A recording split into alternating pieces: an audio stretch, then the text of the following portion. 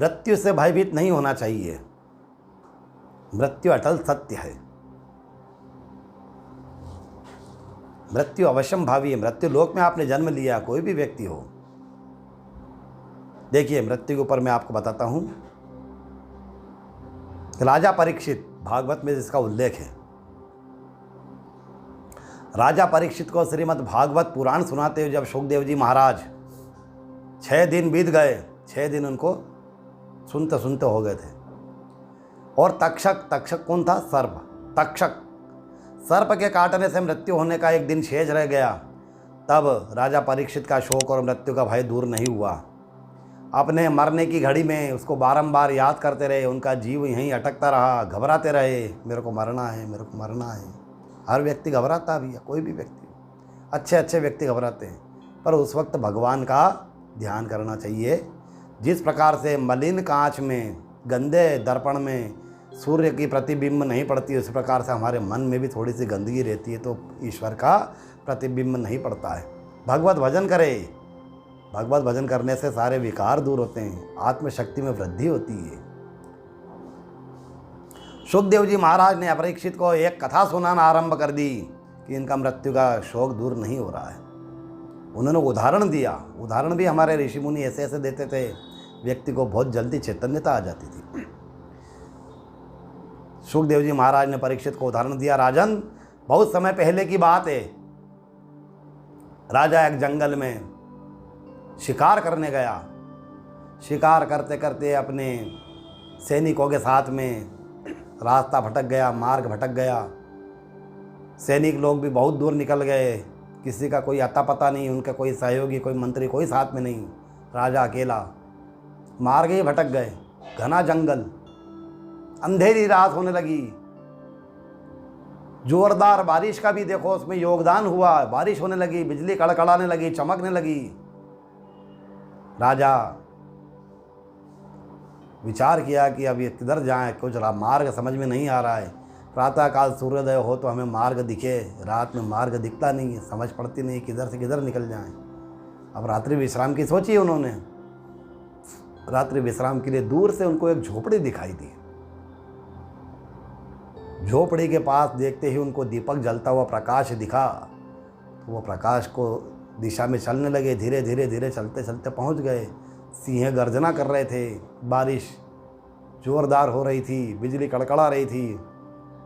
राजा ने सोचा कि यह विश्राम स्थल अच्छा रहेगा, यहाँ रात्रि विश्राम हो जाएगा, सुबह उठ के चले जाएंगे। झोपड़ी देखी। एक बहेलिया था उस झोपड़ी में जो चल फिर नहीं सकता था। उस बहेलिये ने उस झोपड़ी में, बहेलिये से उन्होंने विनय अनुनय किया, प्रार्थना की, मुझे एक रात्रि विश्राम करना है। छोटी सी झोपड़ी थी, ज़्यादा बड़ी नहीं थी। उसी में उसने मल मूत्र त्यागने का स्थान बना रखा था। झोपड़ी देखते राजा ठिठक गए और जगह जगह मांस लटके हुए, चल फिर नहीं सकता था। उसने अपने उदर पोषण की व्यवस्था कर रखी थी। बदबूदार झोपड़ी थी, हर तरह से बदबू आ रही थी, मल मूत्र की, जले कटे मांस की। अब भयंकर जंगल में रात्रि बिताने के लिए एक रात्रि तो कुछ करना ही पड़ेगा। उन्होंने बहेलिये से विनय अनुनय किया। छत पर लटके हुए मांस को, गंदी दुर्गंधयुक्त झोपड़ी को देख के राजा छिटक गए। अपने सिर छिपाने का कोई आश्रय न देख करके रात भर वहीं ठहरने की प्रार्थना करने लगे उस बहेलिये से। बहेलिये ने मना कर दिया, नहीं। राजा बोले, क्यों? मुझे सिर्फ एक रात्रि आना है। बहेलिये ने कहा, भैया यहाँ भी जो भी आता है वह चिरकाल के लिए यहीं रहने लग जाता है। उसका मन परिवर्तन हो जाता है, हृदय परिवर्तन हो जाता है, वह मानता ही नहीं है। हम उसको कहते हैं एक रात्रि विश्राम। मैंने कितनों को स्थान दिया, वो सुबह जाते ही नहीं, निकलते ही नहीं, यहाँ से छोड़ते ही नहीं है, इसी में रम जाते हैं। बहुत विवाद होता है, उनसे मेरा झगड़ा होता है। राजा कहते, नहीं, मैं आपको शपथ देता हूँ। राजा ने शपथ ली। राजा बोले, मुझे सिर्फ एक रात्रि विश्राम करना, प्रातःकाल सूर्योदय के समय में निकल जाऊँगा। बहेलिये ने उनका आदर सत्कार किया। आए, पधारे आप। राजा झोपड़ी में स्थान ग्रहण किया। विश्राम का समय आया कि विश्राम कर लें। विश्राम करने के लिए उन्होंने जैसे ही अपनी पृथ्वी पर उन्होंने विश्राम करना चाहा, गंदी गंदी गंध उनके दिमाग में धीरे धीरे बसने लगी। वह गंध धीरे धीरे उनके शरीर में ऐसे समा गई, उनके दिलो दिमाग में, उनके हृदय में, उनका हृदय परिवर्तन हो गया पूरी तरह से। वो उसमें वहीं मोहित हो गए झोपड़ी के प्रति, जिसमें से गंदी गंदी और पहले राजा देख के छिटक गए थे, वही उनको अब सुंदर लगने लगी, वही उनको पसंद आने लगी। प्रातःकाल सूर्योदय हुआ, पक्षियों की चहचहाट हुई, वह अपने जीवन के वास्तविक उद्देश्य को भूल करके और वहीं निवास करने की बात करने लगे। बहेलिया बोला कि भैया अब आप प्रस्थान करें, आपका समय हो गया। राजा ने वहाँ विनय अनुनय करने लगे, बोले नहीं मुझे तो यहीं रहना है, मुझे तो यहाँ अच्छा लग रहा है। समझ ही नहीं आ रही उनको क्या हो गया ये राजा को। उन्होंने बोला भैया आपने विनय अनुनय करने के बाद आपने शपथ भी ली थी। राजा के भी दिमाग में ही कि हाँ भाई शपथ ली थी। झगड़ा होने लगा, झंझट होने लगा, दोनों के बीच उस स्थान को लेकर विवाद खड़ा होने लगा। कथा सुन करके सुखदेव जी महाराज ने परीक्षित से पूछा, परीक्षित बताओ उस राजा को उस स्थान पर सदा के लिए रहने के लिए झंझट करना क्या उचित था? प्रश्न खड़ा कर दिया उन्होंने। राजा परीक्षित उत्तर दो आप कि वो राजा ने ऐसा क्यों किया। जो रात को उसको गंदी लग रही थी, जो रात को अच्छी नहीं लग रही थी, रात्रि विश्राम के बाद उसको बहुत अच्छे लगने लगी। उसने शपथ भी ली थी खाली कर दूंगा झोपड़ी, निकल जाऊंगा, प्रस्थान कर जाऊंगा, क्यों नहीं कर रहे? मल मूत्र से सनी हुई झोपड़ी, गंदे मांस, बदबूदार, आश्चर्य होता है। सुखदेव जी महाराज ने कहा राजा परीक्षित वह बड़े भारी मूर्ख तो आप ही हैं, जो आप इस गठरी में, इस झोपड़ी में, जो ये आपका शरीर है, ये आपका झोपड़ी है, इसमें मल मूत्र है, गंदा, बदबूदार, हर चीज़ बदबूदार है, इसमें आप विश्राम कर रहे हैं और ये जो इतने वर्ष निकाले ये एक रात्रि के समान ही है, ज़्यादा नहीं है।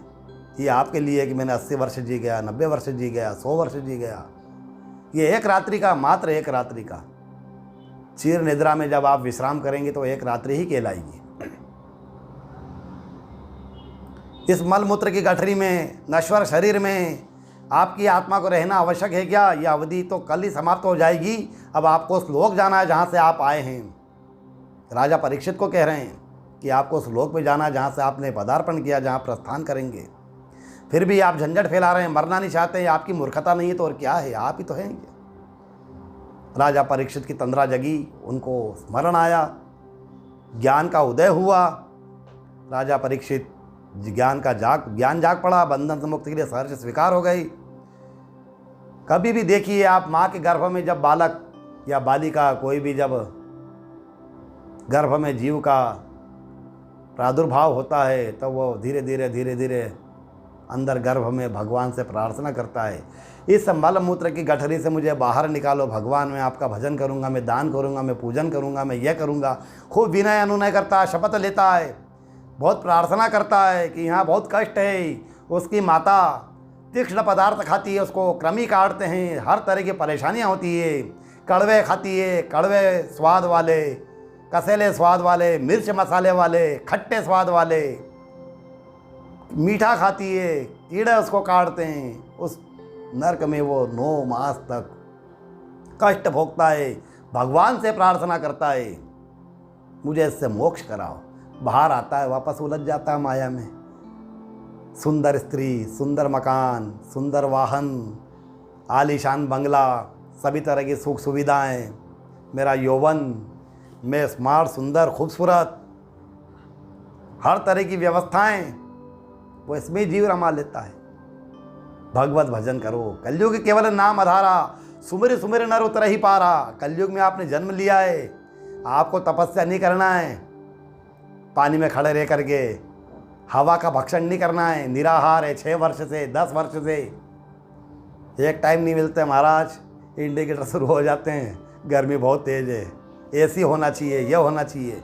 सब सुख सुविधाएं अपनी सुविधा अपनी जगह, भगवत भजन करो, सुख सुविधा अपनी जगह। सुख सुविधा का इससे कोई लेना देना नहीं, ये तो अपने कर्मों का प्रारब्ध है।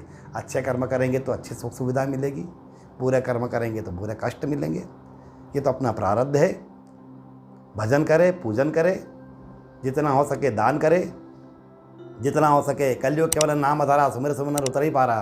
पूजन करो, पाठ करो, भगवत भजन करो, परोपकार करो। मृत्यु से मत डरो, मृत्यु सबको आना है, अटल सत्य है।